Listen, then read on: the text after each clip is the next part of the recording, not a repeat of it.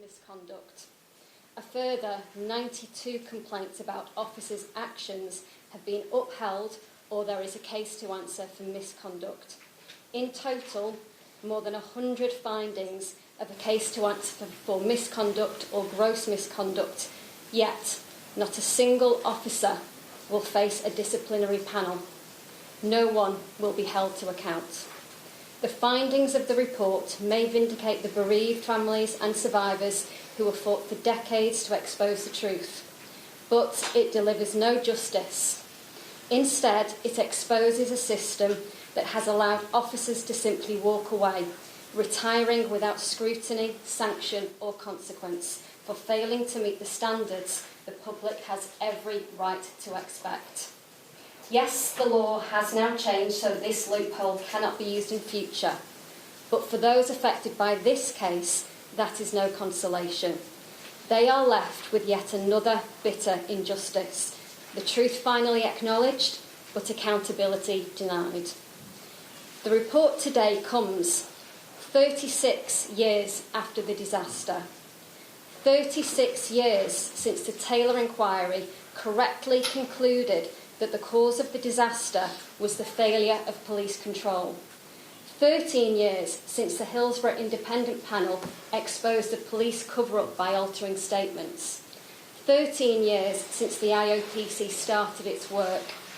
9 years since the fresh inquests concluded the victims had been unlawfully killed and the fans were exonerated. The evidence that has allowed the IOPC to draw its conclusions has been there all that time. No doubt the IOPC will point to the amount of material it has had to consider, but during this delay in finally reaching these conclusions, 2 of our clients died while waiting for the fresh inquests. They never got to see the unlawful killing verdict. Since that verdict, we have lost more clients. Dave Church, whose son Gary was unlawfully killed. Joan Tootle, whose son Peter was unlawfully killed. Teresa Glover, whose son Ian was unlawfully killed. Ed Rimmer, whose son Carl was unlawfully killed. And just a few months ago, Barry Devonside, whose son Christopher was unlawfully killed. There are sadly many others. They have all been denied the opportunity to hear these findings. They deserved better. We are pleased to see that the IOPC has endorsed our call for Hillsborough law, a law which, if it had been in place, would have saved all the Hillsborough families and survivors years of anguish, not to mention taxpayer money.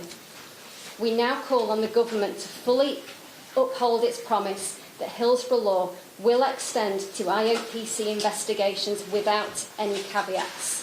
Thank you. I will now pass over to Charlotte. After Charlotte, we will open up for questions. If you could please state the name of the person who your question is directed to, that would assist us. Thank you.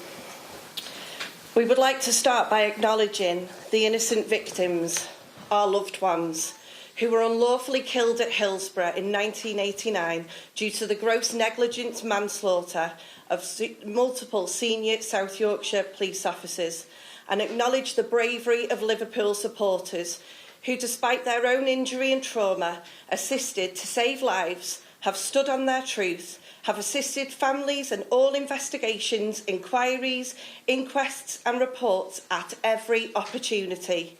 They were wrongfully blamed by the people who should have protected them, who should have kept them safe and assisted them in their time of need. We commend your bravery and we will never be able to thank you enough. We would like to thank the IOPC for their detailed and comprehensive support. As predicted, it confirms what families and survivors knew all along. David Duckenfield is a liar.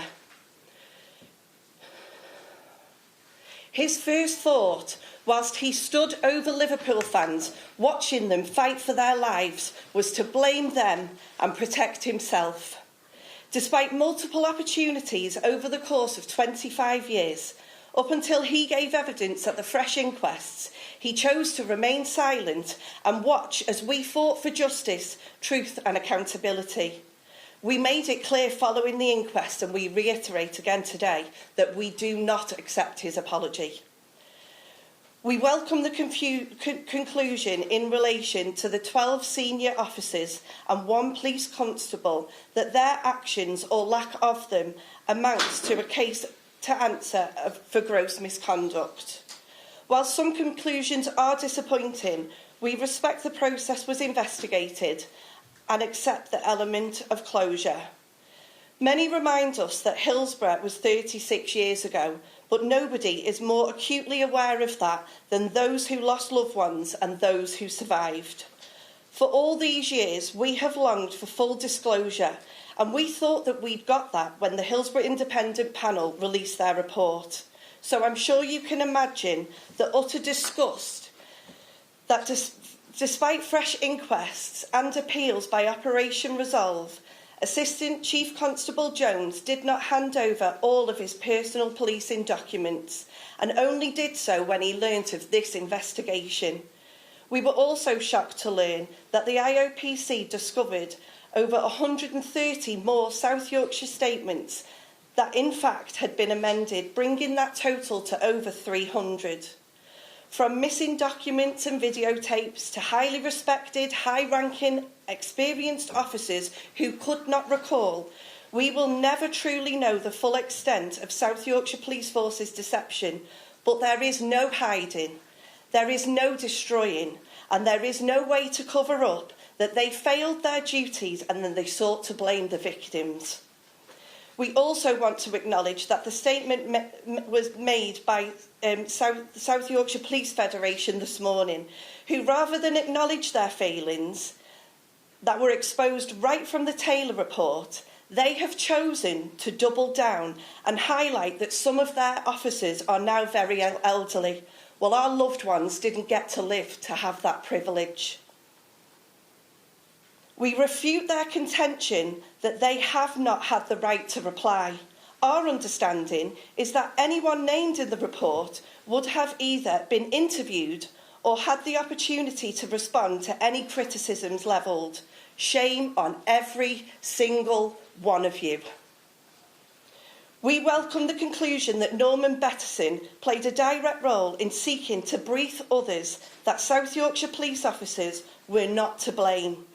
He has stated on many occasions over the years that his role was peripheral, but this report has concluded that he was in the thick of it.